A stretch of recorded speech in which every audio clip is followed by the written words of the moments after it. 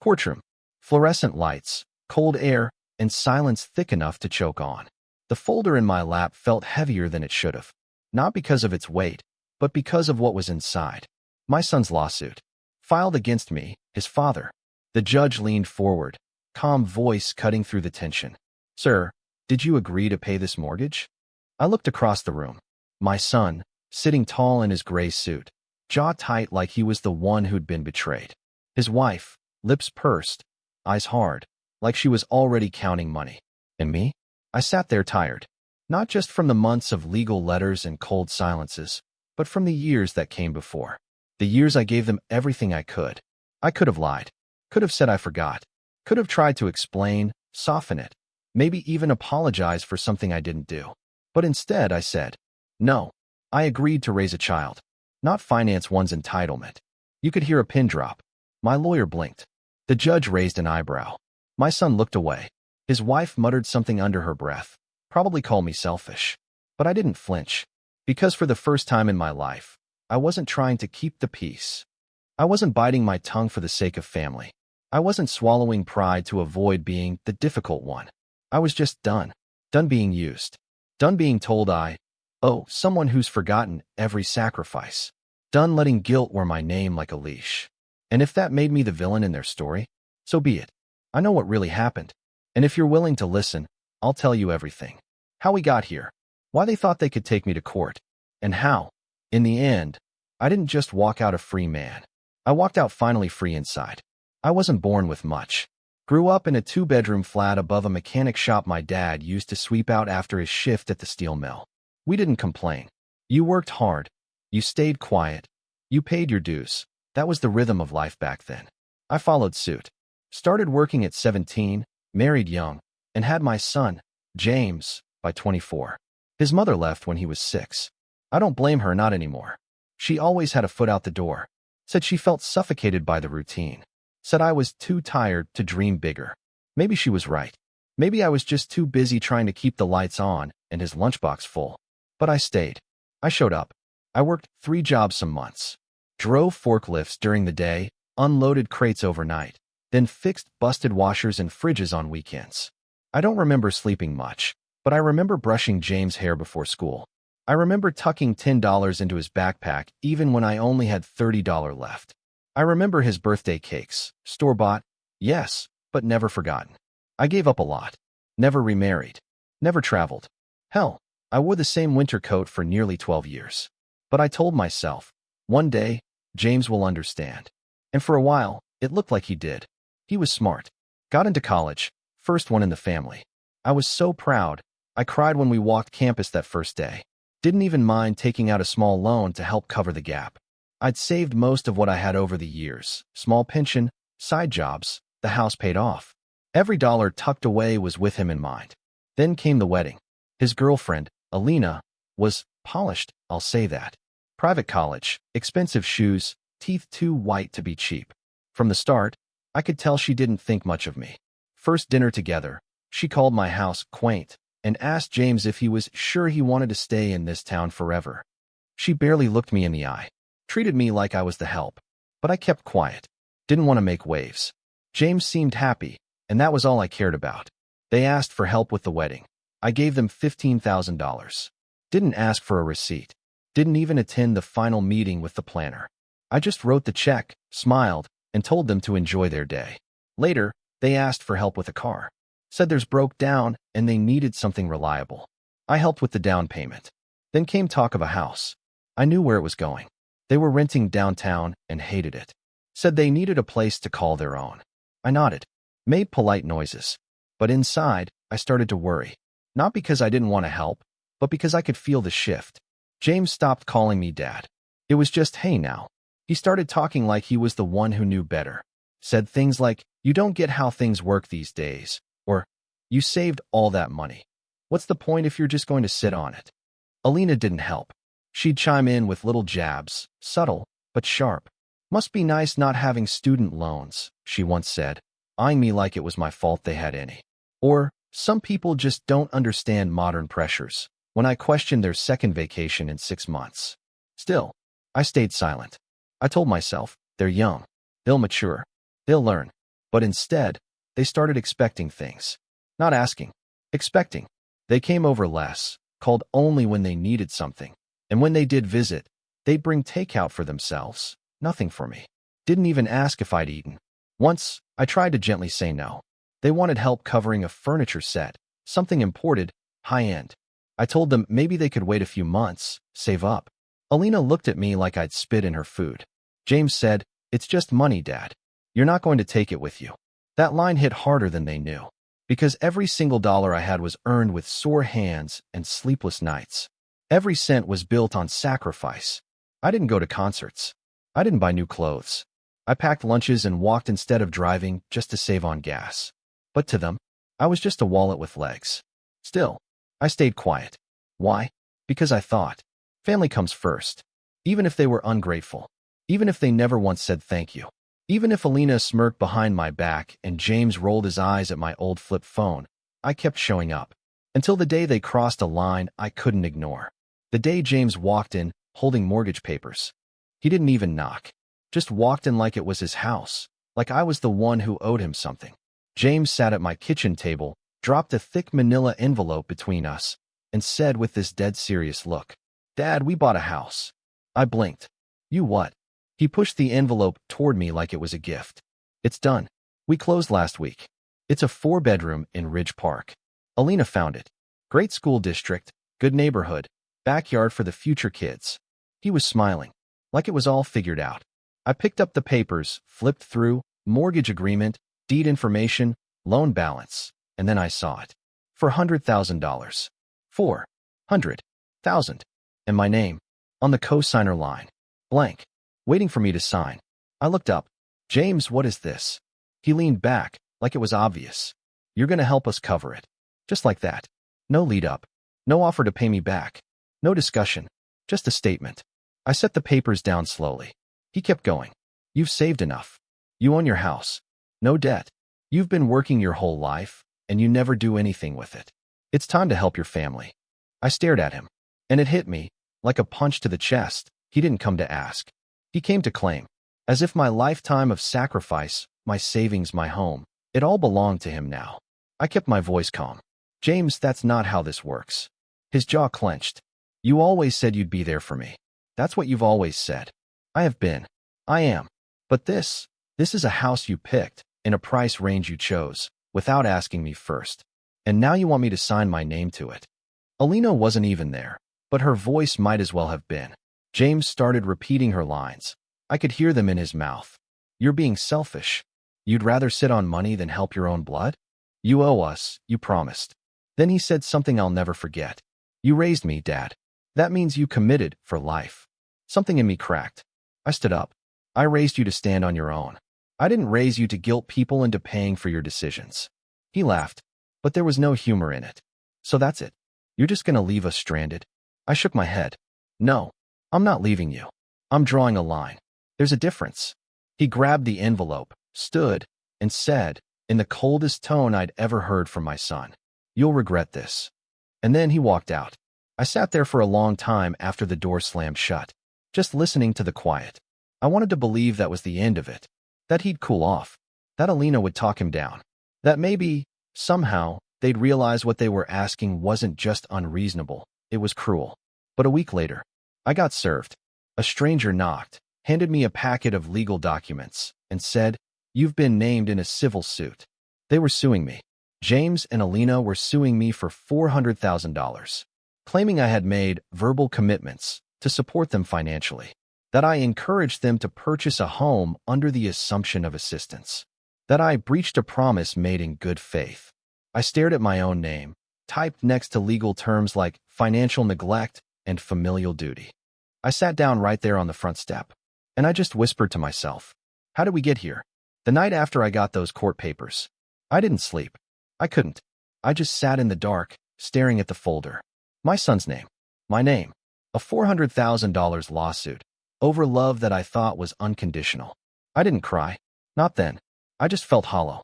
Like something important had been amputated, and the ache hadn't even started yet. The next few days blurred together. I didn't leave the house much. Couldn't bring myself to eat more than toast. Coffee tasted bitter. Water made my stomach turn. I walked around like a ghost in my own home. I kept replaying every memory, like a broken film reel. James as a boy, running into my arms with scraped knees and tears in his eyes. James at 12, falling asleep on the couch while we watched baseball. James at 21, calling me drunk to pick him up because he didn't want to disappoint me. And now this? I kept asking myself one thing. What did I do wrong? Was I too soft? Too generous? Did I fail him by giving too much? One night, maybe the third or fourth, I went to the closet. I hadn't opened that top shelf in years. Inside was an old wooden box, dusty but familiar. My late wife's letters were in there. Things she wrote to me while we were dating. One in particular had her handwriting in fading blue ink across the envelope. If you're ever lost, read this. I opened it slowly, fingers trembling. My love, if you're reading this, something in you is broken. Maybe it's grief. Maybe it's guilt. But I want you to remember something. You are not a failure. You gave everything you had. Your time, your hands, your heart. That's love. But love is not a contract. You don't owe someone who forgets it. You raised our son right. If he ever forgets that, then you must remember it for both of us. Stand up for yourself, even if it means standing alone. I broke down, right there, on the bedroom floor, holding that letter like it was the only solid thing in the world. That was the night something shifted in me. Not instantly, not like a light switch, more like a slow fire catching at the edges of my spirit. I thought of how many years I'd worked, the calluses on my hands, the way I skipped vacations, missed meals, wore the same shoes for 5 winters just so James could have new cleats, or a tux for prom, or a shot at a life better than mine. And now he was treating me like a wallet with a pulse. No, that wasn't love. And I wasn't going to let this be the end of my story. I folded the letter carefully, set it back in the box, stood up, wiped my face with my sleeve, and walked to the kitchen table. I opened the folder from court, and I started reading, page by page, line by line. If James and Alina wanted a legal fight, then I'd show up. Not to hurt them, but to finally protect myself. I didn't know what I was doing yet, but I knew who I needed. The next morning, I called a lawyer, and I said, I'm being sued by my son, and I need to defend myself, because I can't let this be the legacy of my love. The lawyer's office was small, second floor of a dull brick building with peeling paint and no elevator.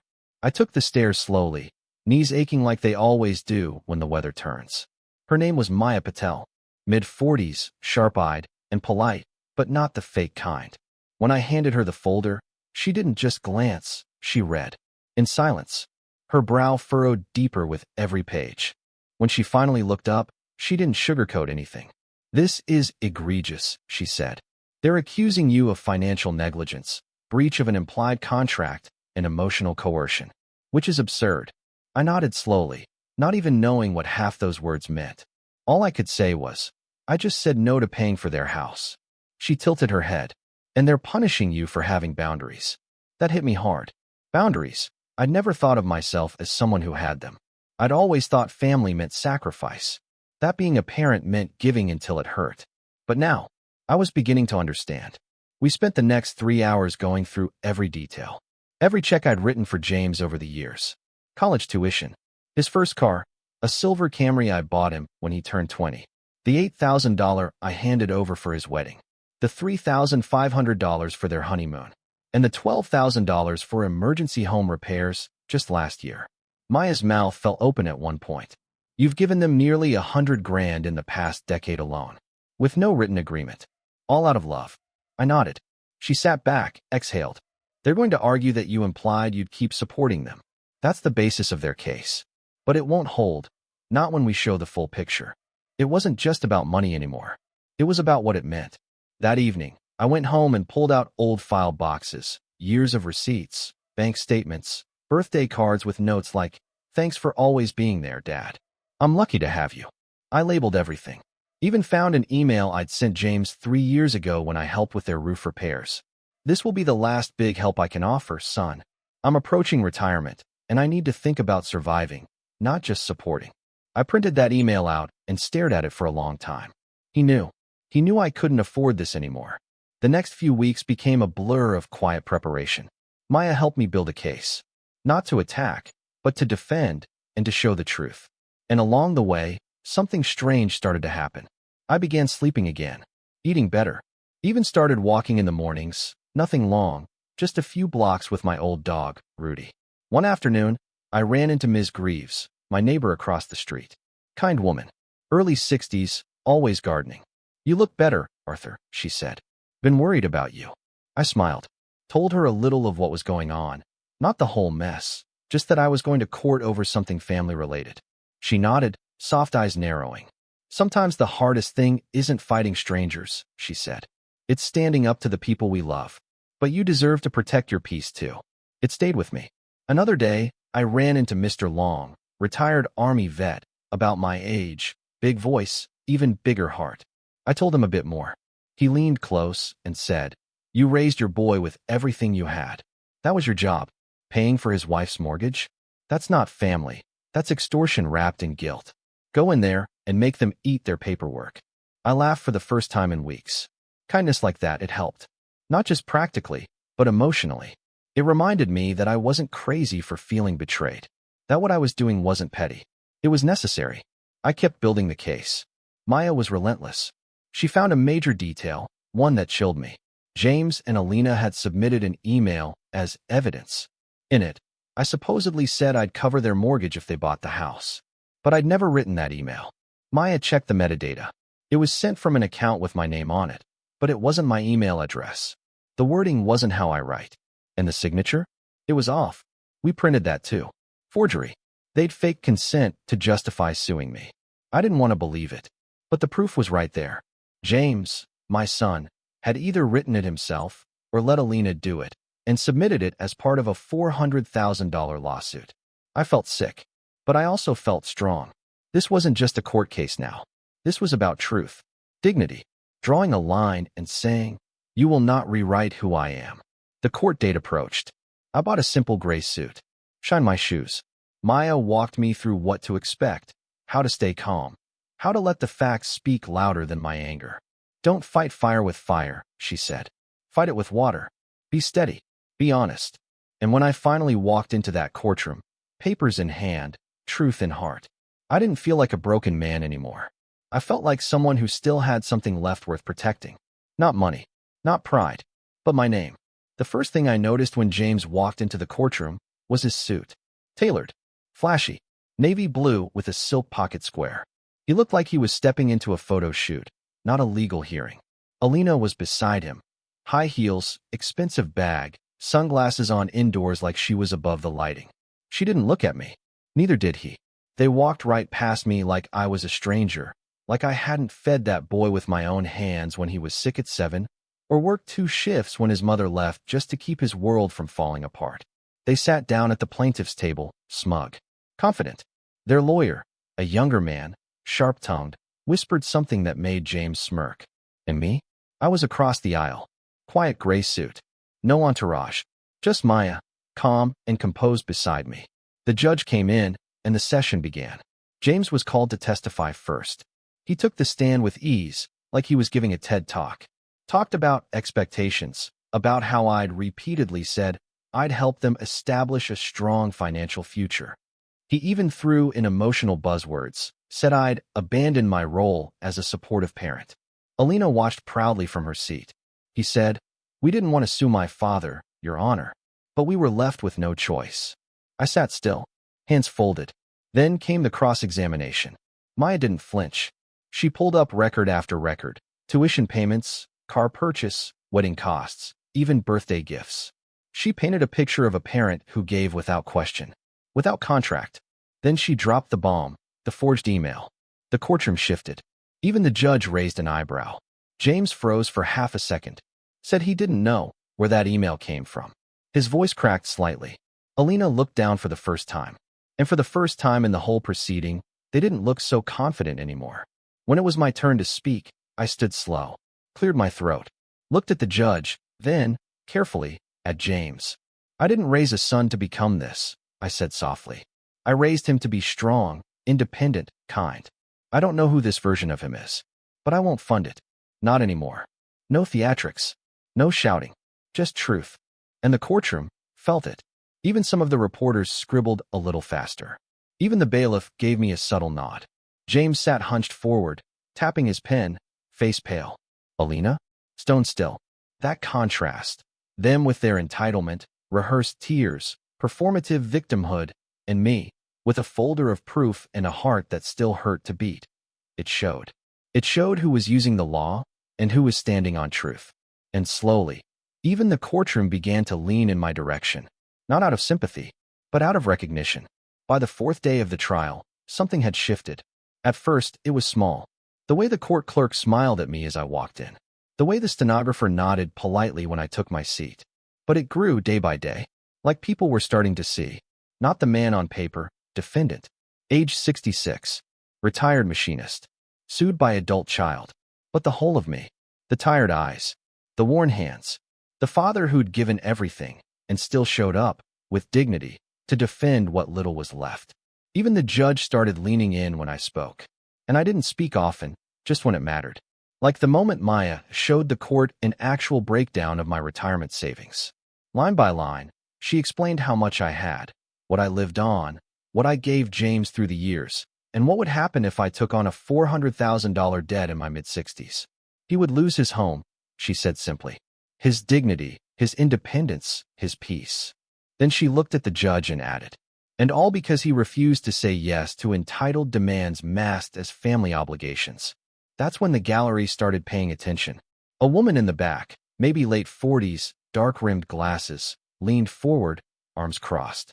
Another man in a suit whispered something to his colleague.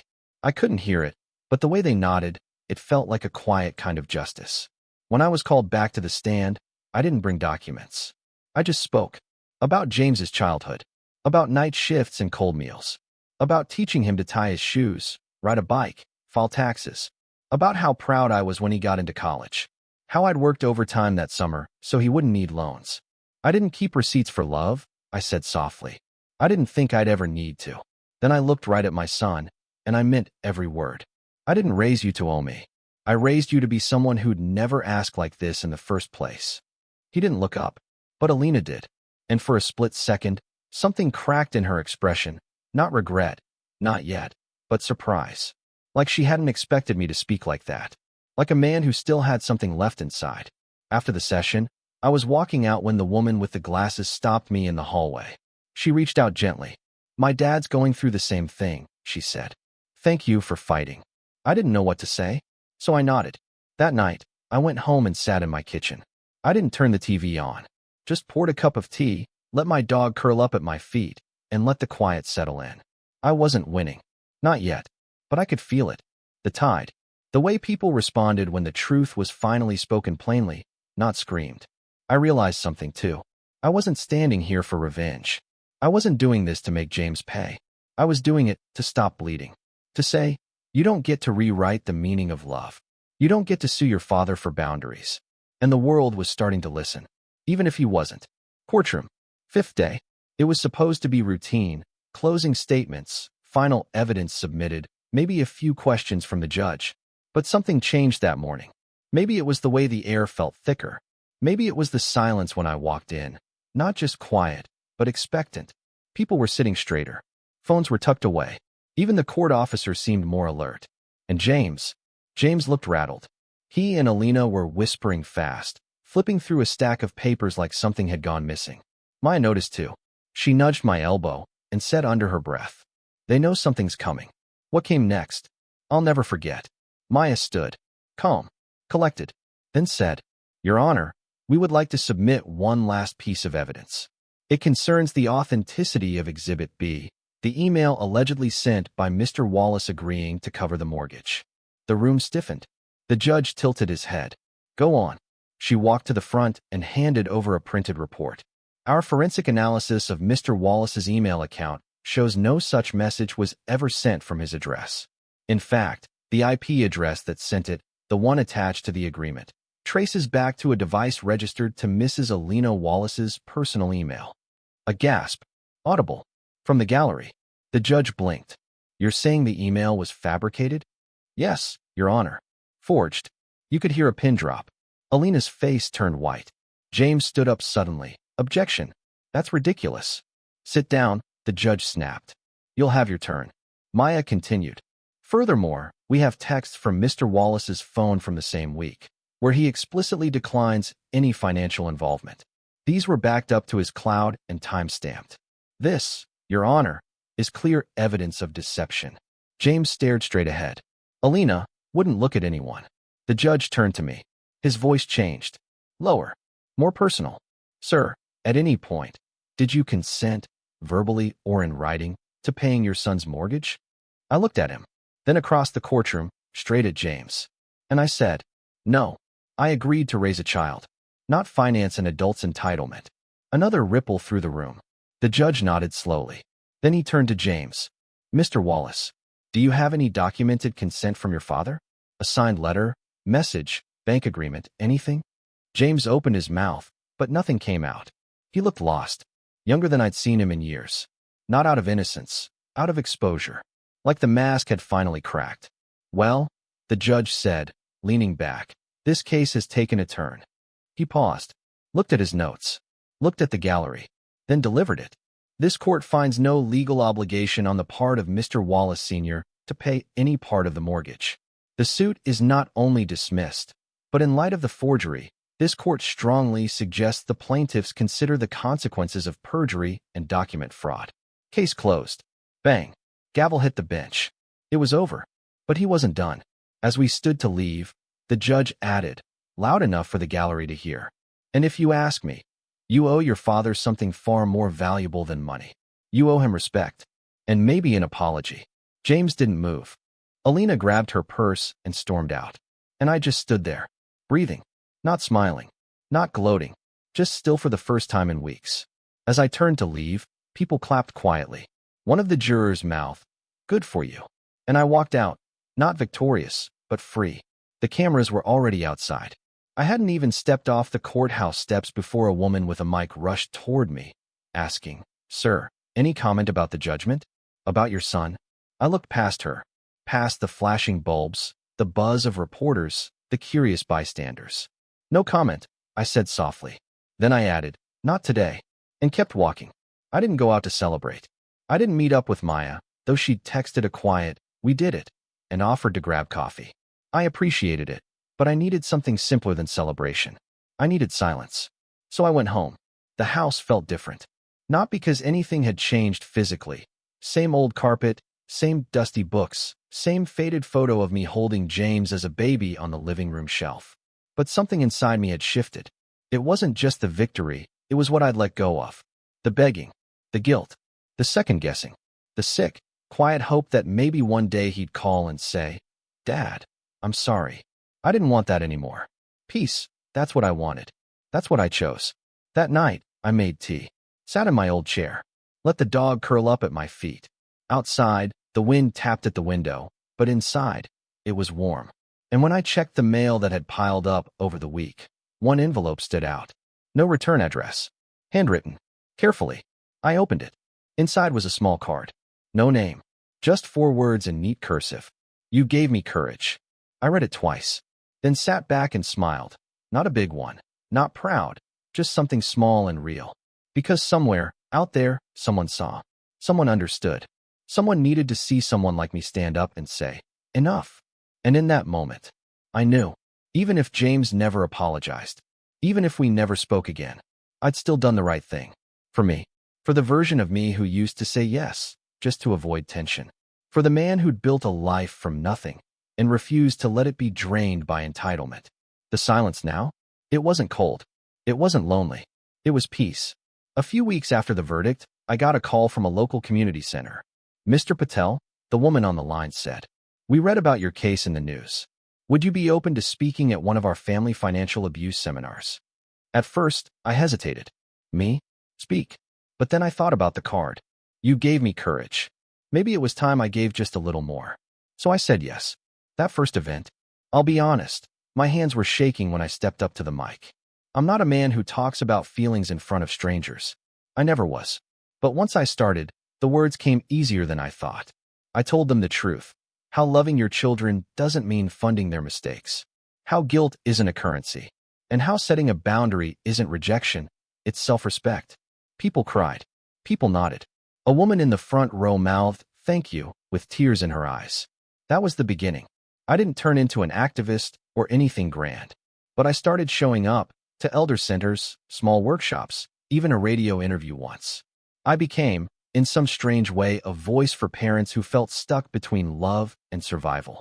The money I saved from not being dragged under, I used some to donate, quietly, to a legal aid fund for elderly individuals facing financial coercion. I asked them to keep it anonymous. I wasn't looking for applause, just impact. James never reached out. Not after the trial. Not for the holidays. Not even after his second anniversary, the one I'd once helped pay for. But I didn't feel bitter. I'd loved my son. I'd given him everything I could. But at some point, love has to bend into something sturdier, something with a spine. And that's what I'd found. Now, when people ask if I regret anything, I tell them no, because I may have lost a son to pride, to ego, to entitlement. But I gained something deeper. A life that's mine again, free from manipulation, free from guilt, and full of quiet, solid dignity. Now, every morning, I brew my tea, let the dog out into the yard, open the window just a bit to let the air in, and I smile, because I'm not angry. I'm not grieving. I'm done surviving. I'm living, and I will never forget that I chose myself, and that, for once, it was enough.